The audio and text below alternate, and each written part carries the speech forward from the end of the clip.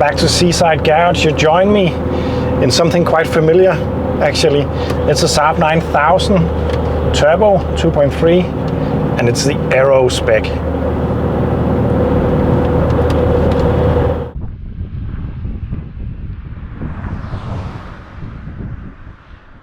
This car doesn't belong to me, unfortunately, but I was hired to do some work and a test video on this.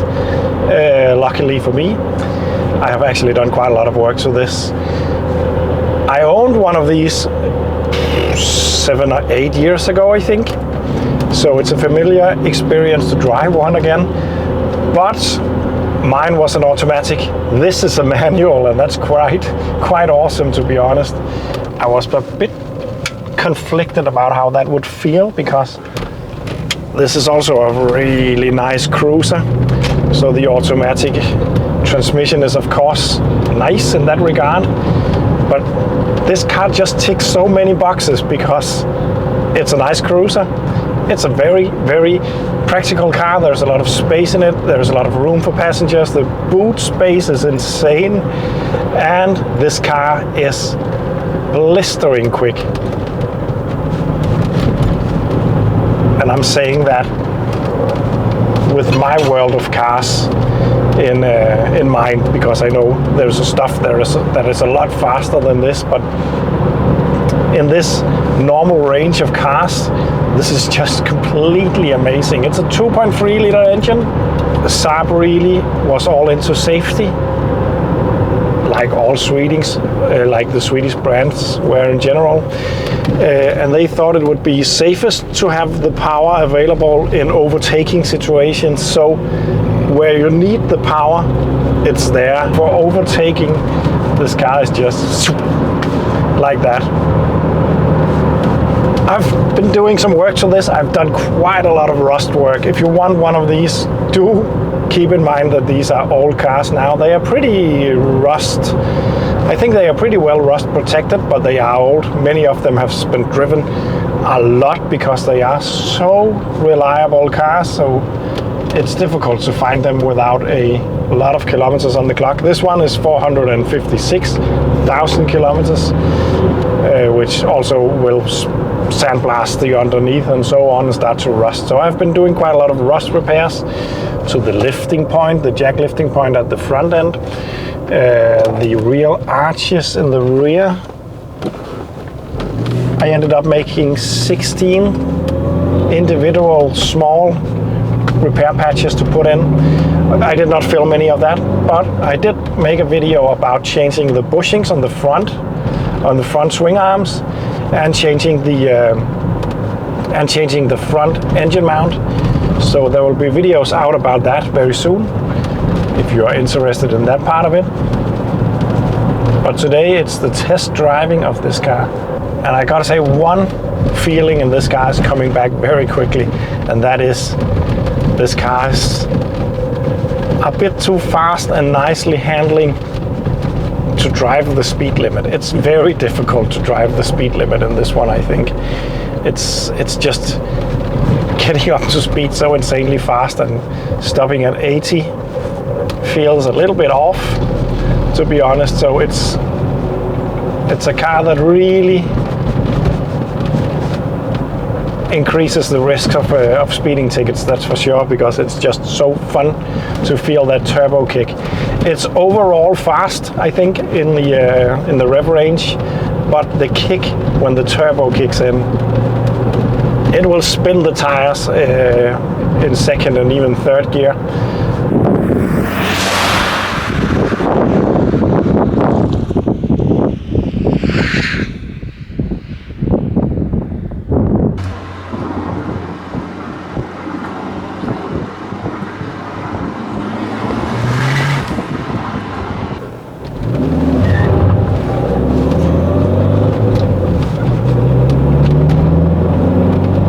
So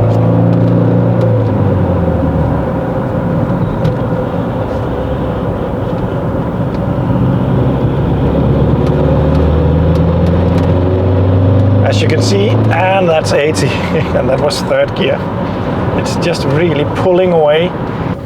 So let's just go ahead and try to do a quick 0 to 80 test, which is gonna be pretty quick. Probably, if I can get the power down, that is. Let's try.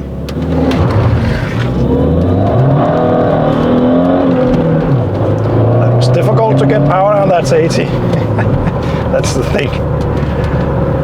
It's quite cold and the tires likes to spin. And I could probably do that a lot faster. I'm not gonna do that again though, because it's not my car. You should always be a little bit careful. I don't know how the Saab 9000 is actually, but the 900 got weak gearboxes and stuff like this it's tough on them. But I would still like to just show you the overtaking power that this got. Because let's just for fun say that I'm currently behind a slow moving tractor doing around 50. I'm in second gear. I want to pass it. It's just floor down. Wait a second for the turbo to spin, and it's there, and we are doing 90. It's extremely fast in that part. For a normal saloon car that you can get quite cheaply, they are starting to be hard to find. But when I bought mine, I paid 20,000 kroner for it. That's around 3,000 euros. That's a cheap car in Denmark. It's hard to translate to other countries because we pay a lot of tax on cars, like 50% or something like that. So it would be half price in other countries. But yeah, it's the cheapest way to get so many horsepowers without having to put a turbo on something yourself, and you still get quite a lot of reliability. That's quite impressive. I'm not going to talk about the Born from Jet too much because there's a 2CV and other interesting stuff. I think I'm going to come back to this point. But there's the Born of Jets thing about Saabs. Saab, the factory, is also building fighter jets, and they don't really have anything in common. It's not the same worker who fitted the missiles to the Saab aeroplanes that put in the engine and the turbo and this one.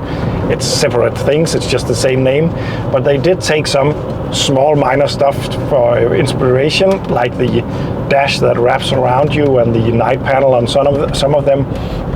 The fasten your seatbelt sign also is reminding you a lot about an airplane, also the air vents up here and stuff like that. But they did that because it's a good story, it's a good commercial thing to have the Born from Jets kind of thing. You probably can see that I have an ABS light on the dash. This was one of the things that the owner wanted me to take a look at, and I did. It's always very scary to have ABS issues on cars from this era because they are quite complicated and very old, and parts can be hard to find and so on. It's an instant MOT fail in Denmark, so you wouldn't be able to drive this anymore if you couldn't fix that, and that's an issue. But because it's on all the time, I suspected the sensors to be at fault, and I took measurement on all four corners. The resistance is supposed to be around 1,100. The rear ones was okay. The front right was 34 ohms and the front left was 1,450. I think the left one is on its way out but still working, but the right one is definitely out. So I told him that he needed to change that, and that will probably fix the ABS issue. Oh, I got an automotive memory from this area. Right around up there at that bush, I stranded in my Citroen CX GTI 2 years ago with a blown head gasket. So it's a pretty nice view right here. But I'm gonna show you the dash instead. Over there we have airbag. Of course, it's the airbag era, so now it's airbag everywhere. You really miss the glove compartments when this time arrived, but yeah, that's just the way it is. And then we got the wooden finish that is a bit worn now, but still pretty cool. Air vents over there. And then over here we got air vents in the middle, easy to control the direction of flow. This is missing something though. Yeah, and then this automatic climate control, it's really clever. You just set the temperature, and you can also alter some of this. Unless it's on auto, it will just do it all by itself, and then it will just measure, I think, from up here. No, maybe actually I can't remember, but I think it can feel the amount of sunlight coming in through that one, and then it will feel, oh yeah, I think it's right there. This is probably a measuring point also for the temperature in the car. This also has a sunroof, by the way. Oh, nice. Pretty cool. Back there we have lighting that, as mentioned, is a little bit airplane inspired, it feels like, at least. And then the wonderful seats in the rear also. I'm just gonna put this on off now. I can remember when I owned the A9000 myself that the demister function is extremely effective and really quick. I think you just do like this. With it on, you just press this one and it will just demist extremely quickly. You can also change between Fahrenheit and temperature, pretty cool. Gonna put this to off. Gonna switch the car off also. It's a turbo, so it's nice to just let it cool down a little bit before switching it off, because otherwise this turbo can really heat soak, especially if you've been on it, and it's hard not to be. Then we've got the gear stick. It's nice to try a manual AERO, that's for sure. And controls for the sunroof, for the windows, and yeah, a radio. Not period correct, but this is another point, as far as I remember, to feel the temperature in here. This is a popular place to place a NOx sensor light and heated seats, and this dash computer thingy, and a nice steering wheel and cruise control, by the way. It's a nice place to be. It's nice that it's wrapped around. It's pretty easy to reach all the controls without having to move around in your seat to reach them. It's really nice. I'm really impressed about how well put together this car is, even with the mileage. I don't have a lot of rattles or anything in the cabin, and yeah, I'm driving Citroens normally, or usually, and it's a completely different story in them. Every time you go over a bump, you will hear in a Citroen, many Citroens at least. This one is pretty poised and noise-free.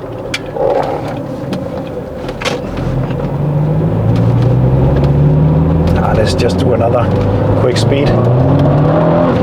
There you go, second gear at 60 kilometers per hour. It just spins the tire and like completely insanely. It is a bit, it's not wet, but the road is very cold, almost to the point where you can see a little bit of ice, but it would do the same on a dry track anyway. These roads, it's amazing how it's just feels so planted. The AERO is a bit more sporty setup than the normal versions, more stiff, but it's just really well planted, that's for sure. Oof. Now, I'm tempted to call this the best car of the 90s, but it would be unfair to do because I haven't driven all of them. But I am inclined to say that it's probably the best all-around car that you could get from Europe at that time. Of course, there is the fact that it's not a rear-wheel driven car, and yeah, should it compete with those or not? But as a front-wheel driven car, it definitely ticks. It's definitely just being so great at everything you throw at it.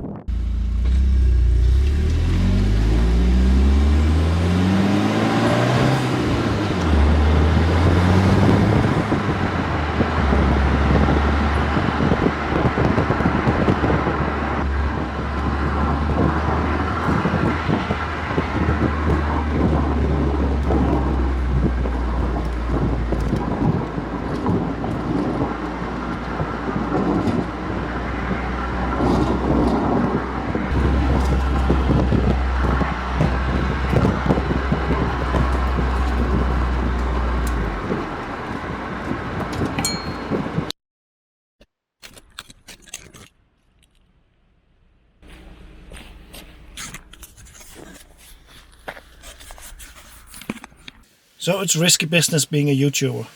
This is my microphone. It's been with me 4 years, I think.